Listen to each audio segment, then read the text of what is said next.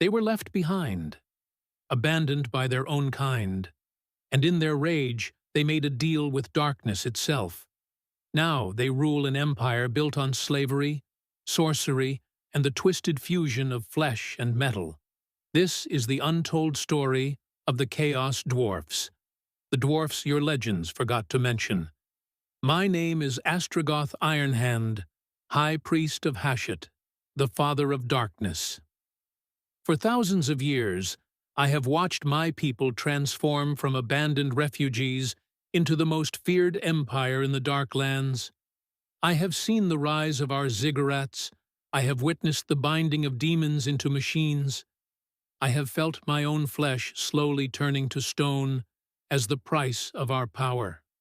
And I alone remain to tell you the terrible truth of what happens when an entire race chooses damnation over extinction. The first wound came without warning. A tremor through the mountains, so violent that entire holds shook on their foundations.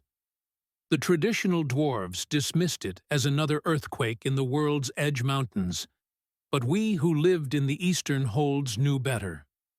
This was different. I remember the exact moment. Standing in the great hall of Uzkulak, my hammer resting against the stone floor, eyes fixed on the ancient runes carved by our ancestors, the tremor came again, stronger this time. The air grew thick with ash as volcanoes erupted across the dark lands. The greenskin hordes began pouring through the mountain passes like a green tide of destruction. Master runesmith Grungni looked toward me, the barest movement of his bearded face. In all our history, no dwarf had ever abandoned his hold without fighting to the last. But something was changing. The sense of doom built within my chest, a feeling I recognized from only the darkest prophecies in our Book of Grudges. Then came the Exodus. Not from our holds, but past them. Our western kin, those who lived in the wealthy holds of the world's edge mountains, were fleeing a massive migration heading west, away from the approaching cataclysm. Thousands upon thousands of dwarfs streaming past our borders, and not one stopped to help us. I watched from the eastern gate as hold after hold emptied their treasuries and populations, marching to safety in the western lands. Through dust-filled eyes, I could see their banners disappearing into the distance. The High King's own guard passed within sight of our walls, yet sent no messenger, offered no aid, spoke no word of warning. We called out to them, we begged for answers. We demanded to know what threat drove them from their ancestral homes. But they marched on in silence, as if we did not exist, as if the eastern holds were already dead and buried. That was when I understood. We had been abandoned, written off, left to face whatever doom was coming alone. The catastrophe arrived 3 days later. The sky itself tore open. Where once there had been clouds and sun, now there was a wound in reality, a massive rift of raw magical energy that poured corruption into the world like poison into a well. I felt my own body rebel against the energies flooding through the dark lands. Magic had always been rare among dwarf kind, viewed with suspicion and fear. But now it was everywhere, seeping into the stone, into the air, into our very flesh. Dwarfs began to mutate, their bodies twisting into forms that made mockery of our proud heritage. Through the hold's viewing ports, I could see the impossible happening across the Darklands. Great pillars of sickly green light erupted skyward from the ground, transforming everything they touched. Forests became twisted mockeries of life. Mountains melted and reformed into impossible shapes. And from the north, we could see them coming. The demons, creatures that should not exist in the physical world, now walked openly across the land. Some were made of living flame. Others seemed to be formed from disease and decay. Massive beasts that defied description trampled across the corrupted earth, and behind them came the mortal servants of the dark gods, tribes of humans who had embraced mutation and madness. We who remained in the eastern holds watched in horror as our world ended. Every dwarf knows that when your hold is threatened, you fight. You defend the walls your ancestors built. You protect the treasures your clan has accumulated over millennia. You die with honor rather than flee in shame. But how do you fight reality itself? How do you defend stone walls against energies that pass through them like they are mist? How do you maintain honor when the very concept of honor is being rewritten by forces beyond mortal comprehension? Around me, my fellow dwarfs began to despair. Some threw themselves from the hold's highest towers rather than face mutation. Others sealed themselves in the deepest vaults, hoping to wait out the catastrophe. Many simply went mad, their minds unable to process what was happening. But I remained standing, though I knew not why. Perhaps my centuries of crafting had granted me some small resistance to the corrupting influence. Perhaps I had some darker purpose waiting to be revealed. I did not know. What I did know was rage, pure, burning rage at our abandoning kin. They had left us to die. They had saved themselves and condemned us.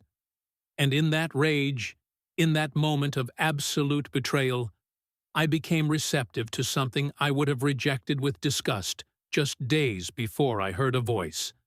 Not with my ears, but directly within my mind. A voice that spoke of power, of survival, of revenge against those who had abandoned us. A voice that promised we would never be weak again, never be victims again, never be left behind to die while others fled to safety. The voice belonged to Hashut, the father of darkness. And I listened. The traditional dwarfs have their ancestor gods. Grungni, the Maker, Grimnir, the Fearless, Valaya, the Protector. For thousands of years, we prayed to them, we honored them. We followed their teachings. And when we needed them most, when corruption rained from the sky and demons walked our lands, where were they? Silent, absent, gone. But Hashut answered, in our darkest hour, when all seemed lost, when mutation crept through our holds and madness claimed our people, he offered us a choice: serve him and gain the power to survive. Refuse and perish, with all memory of our civilization erased from history. It was not an easy choice, despite what the Western dwarfs claim in their twisted histories. We knew what accepting meant. We knew we would be forever separated from our kind. We knew we would be called traitors, demons, monsters. We knew the old gods would curse us, but the alternative was extinction, total and complete. Our holds would fall. Our people would die or mutate beyond recognition. Our great works would crumble. Our names would be forgotten. Everything we had built over millennia would vanish as if it had never existed. I gathered the remaining hold leaders in the great hall of Uzkulak. We were fewer than I had hoped. Many had already succumbed to mutation or madness. Others had died fighting the demon incursions. Of the 17 Eastern holds, only 7 sent representatives.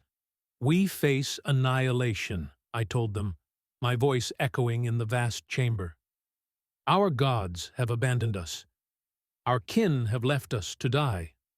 We stand alone against forces that should not exist in the mortal world. Master Engineer Jargle spoke first, his voice bitter. Then we die as dwarfs have always died, fighting, with honor. Our names will be remembered in the Book of Remembrance. Will they? I challenged. Who will write our names? Who will remember us? Our Western kin fled without even acknowledging our existence. Do you think they will honor our sacrifice? They will erase us from history. They will pretend we never existed to hide their shame. Silence fell across the hall. Every dwarf present knew I spoke truth. We had been written off already. "There is another way," I continued, feeling the weight of what I was about to propose. "A power has reached out to us, a God who values strength over weakness, who rewards survival over honorable death, who offers us the means to not just endure, but to thrive in this new world." The outcry was immediate accusations of madness, claims that the corruption had taken my mind, threats that I would be struck from the Book of Ancestors for such heresy. But I stood firm, letting them vent their rage and fear. When they fell silent, I spoke again. "This God is called Hashut, the Father of Darkness. He does not demand blind faith. He offers a transaction, power in exchange for service, survival in exchange for loyalty. He showed me visions, our holds not just surviving, but growing stronger. Our people not just enduring, but building an empire that will make our abandoning kin weep with envy and fear." "And the price?" asked High Priest Khazgar, his eyes sharp despite his age. "What does this dark god demand?" I met his gaze steadily. "Everything we were, in exchange for everything we can become." The debate raged for 3 days and 3 nights. Some argued for accepting extinction with honor. Others pointed out that honor had not saved us when we needed it most. Some clung to hope that the traditional gods would return. Others noted that thousands had already died, while we waited for divine intervention that never came. In the end, desperation won. Not unanimous agreement, but enough those holds that refused to accept Hashut's offer were given the chance to flee west, to seek mercy from the kin who had abandoned us. Most chose to take their chances with the dark god. The ritual took place at dawn on the 4th day. 7 hold lords, representing 7 eastern holds, gathered at the base of the largest volcano in the Dark Lands. Hashut's voice had guided us here, to this place of fire and darkness. As the sun rose, we spoke the words of binding. Ancient Khazalid twisted into new forms, promises made in exchange for power. And Hashut answered, not with gentle grace like the old gods, but with overwhelming force. Fire erupted from the volcano. Not normal flame, but something darker, something hungry. It surrounded us, burning away what we had been, forging us into something new. I felt my body changing, not into the random mutation that had claimed so many, but into something controlled, something powerful. My flesh grew harder, darker. My strength increased beyond even dwarf norms. My mind expanded, suddenly able to perceive and manipulate the magical energies that flooded our world. But most importantly, I felt certainty. The doubt, the fear, the desperation that had consumed me since the abandonment all burned away, replaced by cold purpose. We would survive. We would grow strong. And one day our abandoning kin would learn what it meant to betray the Dawi Jar, the Chaos Dwarfs. The transformation was not without cost. Nothing Hashut gives comes free. As I walked back to Uzkulak from the ritual site, I could feel something wrong in my body. My skin felt stiff, harder than it should be. When I looked down at my hands, I saw the first signs. Stone. My flesh was slowly turning to stone. This was the curse of Hashut's blessing. All who accepted his power would eventually petrify, their bodies becoming statues of basalt and obsidian. The more power we used, the faster the transformation progressed.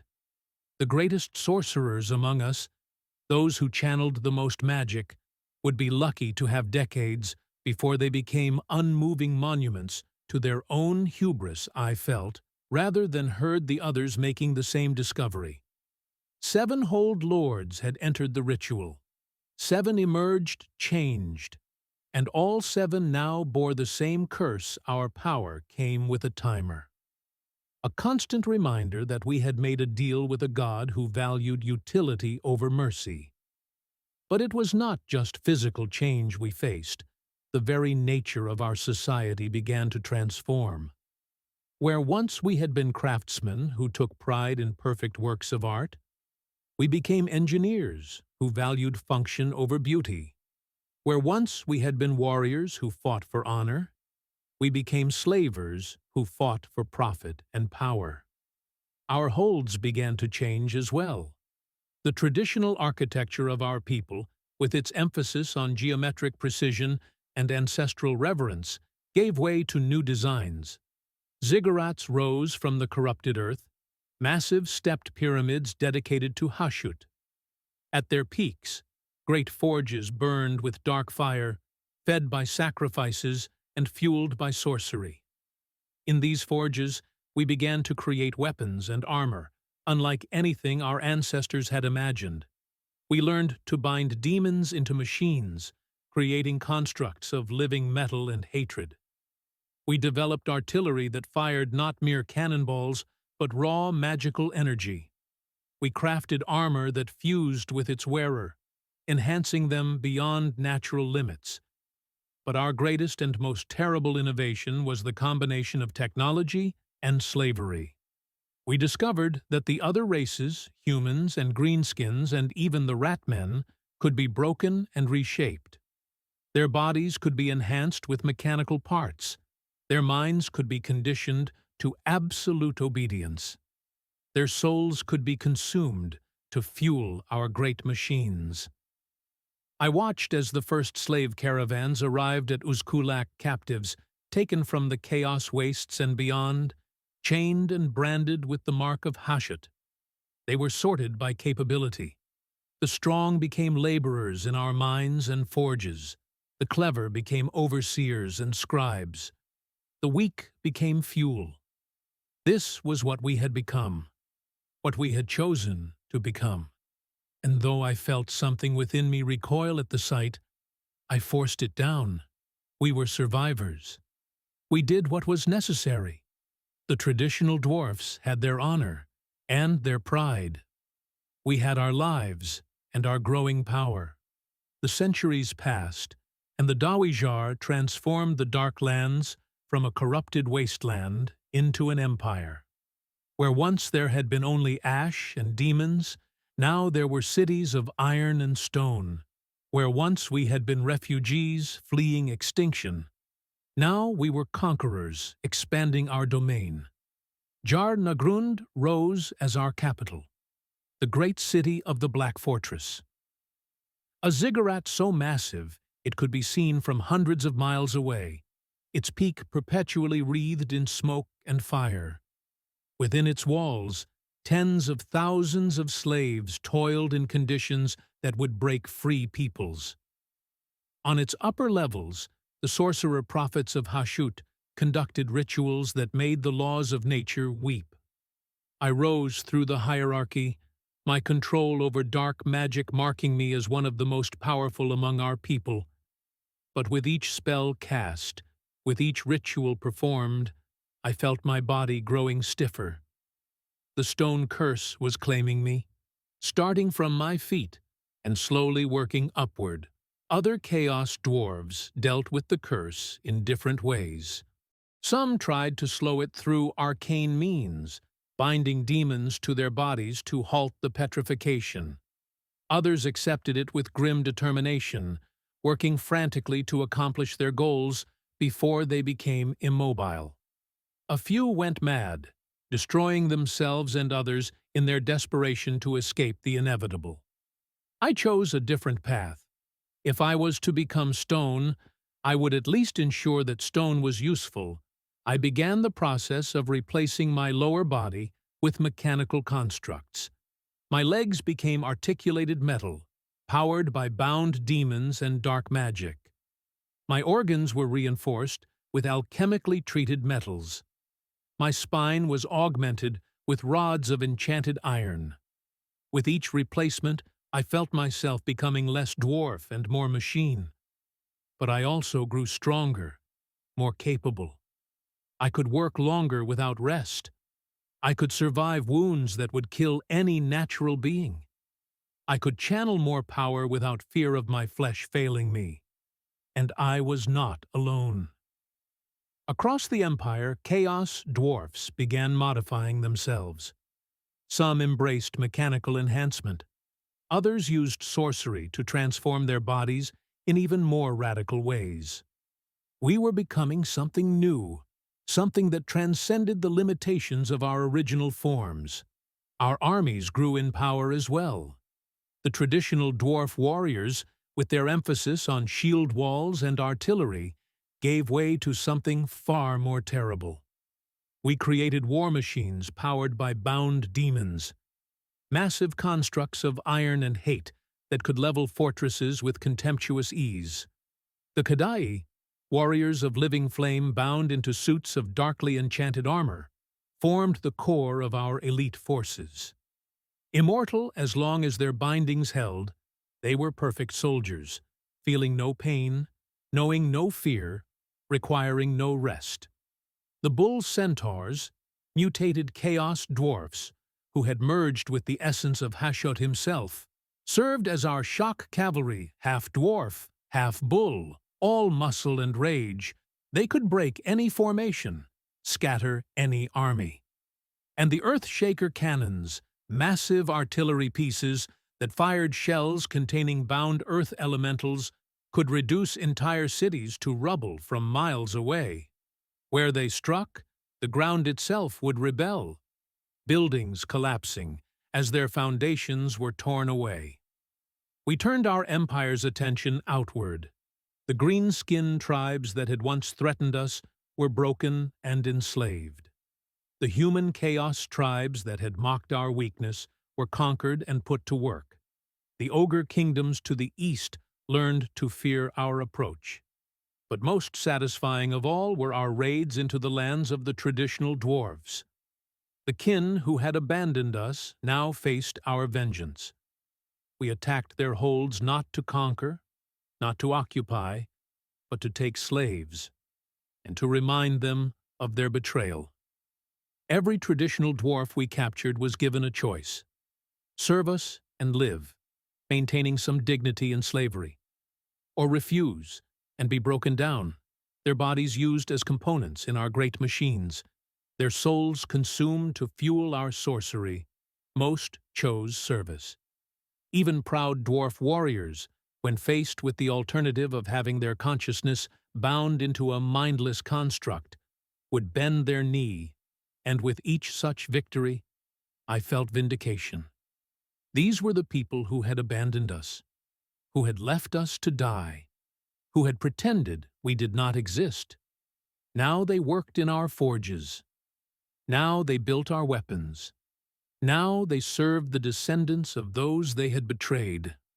And if there was shame in this, if there was dishonor in enslaving our own kind, I no longer had the capacity to feel it. I stand now at the peak of Jar Nagrund, looking out over the empire we have built from ash and betrayal. My lower body is entirely mechanical now, a construct of dark iron and bound demons that allows me to continue functioning, despite the stone curse that has claimed everything below my waist. Around me, the sorcerer prophets conduct their endless rituals, feeding power to Hashut, maintaining the bindings that hold our empire together, pushing back against the chaos that still threatens to consume everything. They move slowly, many of them more statue than dwarf at this point, their bodies betraying the toll of the power they channel. Through the city below, I can see our greatness, forges that never cool producing weapons beyond counting, slave pens holding hundreds of thousands of captives from a dozen races, great war machines being assembled for campaigns across the world. This is what we have become. This is what we chose over extinction. But in the quiet moments, when the rituals are done and the forges are banked, I sometimes wonder about the cost we survived. Yes. We grew powerful. Yes. We avenged ourselves on those who abandoned us? Yes. But what did we lose in the process? I remember the hold I was born in, before the great betrayal. The halls filled with the songs of our people. The workshops, where craftsmen took years to perfect a single piece of work. The pride we took in beauty as much as function. The honor that defined every action. All of that is gone now. We create, but we create tools of war and oppression. We sing, but only in praise of Hazhut. We work, but always with the knowledge that our bodies are slowly failing, turning to stone 1 inch at a time. We have pride, but it is the pride of conquerors and slavers, not craftsmen and warriors. Was it worth it? I do not know. I cannot know. The alternative was extinction, and there is no way to judge whether extinction with honor is better or worse than survival without it. What I do know is that we are here. We endured when we should have perished. We built an empire when we should have been erased from history. We made the traditional dwarfs remember us, even if that memory is one of fear and disgust rather than respect. And perhaps that is enough. Perhaps survival is its own justification. Perhaps the strong do what they must, and the weak suffer what they will, and honor is just a word used by those who can afford to care about such things. A delegation from Karazakarak arrived yesterday. The first official contact between the Chaos Dwarfs and our traditional kin in over 1,000 years. They came under a flag of truce, seeking an alliance against the rising tide of chaos that threatens both our peoples. The High King's representative stood before me in the Great Hall, his disgust barely concealed as he looked upon what we have become. I saw the revulsion in his eyes as he took in my mechanical body, the bound demons powering our city, the slaves working in the forges below. The world faces extinction, he said, his voice carefully neutral. The forces of chaos grow stronger every day. Ancient enemies stir. New threats emerge from the darkness. We must stand together or fall separately. I listened as he made his case. As he spoke of the greater good. As he invoked the memory of our shared ancestry. As he carefully avoided any mention of the betrayal that created us. When he finished, I responded, my voice amplified by mechanical speakers. You speak of standing together. Where was this unity when we stood alone against the Chaos Rift? Where was this shared ancestry when you fled west and left us to die? He had no answer. What answer could there be? We survived your abandonment, I continued. We became strong in your absence. We built an empire while you hid in your mountain holds. And now, when you face threats you cannot handle alone, you come to us seeking aid? The past is done, he said stiffly. What matters is the future. The past is never done, I replied. It shapes everything we are. You made us into this. Your betrayal created the Daizar. Your abandonment forced us to seek Hashut's protection. Your failure made us strong. And now you want us to forget all that and come running when you call? The hall fell silent. Every Chaos Dwarf present felt the weight of the moment. This was the choice we had always known would come eventually. Stand with our own kind against the darkness, or stand alone as we had always done. But it was not really a choice at all. We were no longer the same people. The traditional dwarfs served their ancestor gods and clung to their codes of honor. We served Hazhut and worshipped power. They valued individual lives and craft. We valued utility and function. They built to last for eternity. We built to serve immediate needs.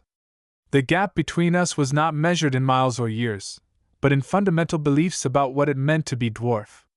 And that gap could not be bridged, no matter how dire the threat.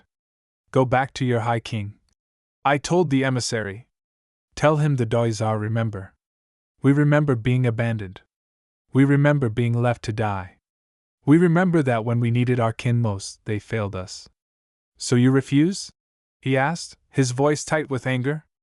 We refuse nothing, I said. If your holds are threatened, we will offer the same aid you offered us. Silence. Absence. The knowledge that you face your doom alone, as we faced ours. He turned to leave, his escorts falling in behind him. But at the doorway, he stopped and looked back at me. "You have become monsters," he said simply. "No," I replied. "We became survivors. You made us choose between honor and existence. We chose existence. If that makes us monsters in your eyes, so be it. At least we still have eyes to see our monstrous deeds." They asked me sometimes, the younger Chaos Dwarfs who were born after the betrayal and know of the old ways only through stories. They ask if I regret what we have become. If I wish we had chosen differently. If the price of survival was too high. I tell them the truth. The only truth I know anymore. We were abandoned by our own kind in our hour of greatest need. We were left to die while our kin fled to safety. We were written out of their histories before our bodies had even grown cold. This is not speculation or bitterness. This is documented fact, recorded in our own chronicles and confirmed by their silence. When extinction loomed before us, when mutation and madness threatened to consume our holds, when demons walked openly across our lands, we had two choices. Die with honor according to the old ways, or survive through any means necessary. We chose survival. And yes, the cost has been terrible. Our bodies turned to stone. Our souls are bound to a dark god. Our empire is built on slavery and suffering. We have become everything the traditional dwarfs claimed to stand against. But we are here. We endured. We built something from the ashes of abandonment. We proved that the strong survive while the honorable perish. We learned the hard truth that the universe does not reward virtue. It rewards power. This is what the darkness teaches. This is what Hazhut showed us when the old gods fell silent. Survival is not about honor or tradition or maintaining the ways of your ancestors. Survival is about adaptation. About taking whatever tools are offered and using them, no matter the source. About becoming whatever you need to become to endure. The traditional dwarfs kept their honor and their pride. They maintained their traditions and their codes. They followed their ancient gods and ancient ways. And where did it get them? Their empire crumbles. Their holds fall one by one. Their population dwindles. They face slow extinction, and they face it with their precious honor intact. We abandoned honor. We broke with tradition. We embraced a god our ancestors would have cursed. We did everything wrong by dwarf standards. And we thrive. Our empire expands. Our population grows. Our power increases. We face the future with certainty rather than hope. Which path was correct? I cannot say. Perhaps in 10,000 years, scholars will look back and judge which choice was wiser. But I will not be there to hear their judgment. My body will be entirely stone by then, a statue in the halls of Zarnagrand, a monument to the price of power. And you know what? That is acceptable. Because I will have lived. I will have seen my people survive and prosper. I will have proven that the abandonment did not destroy us. I will die knowing that the traditional dwarfs were wrong to write us off. So what happens when an entire race is abandoned by their own kind? When they are left to die while their kin flee to safety? When they are forced to choose between extinction and damnation? They survive. They adapt. They become something new, something stronger, something that no longer needs the approval or acceptance of those who betrayed them. They build an empire on the ashes of their old identity, and show the world that survival is the only virtue that truly matters.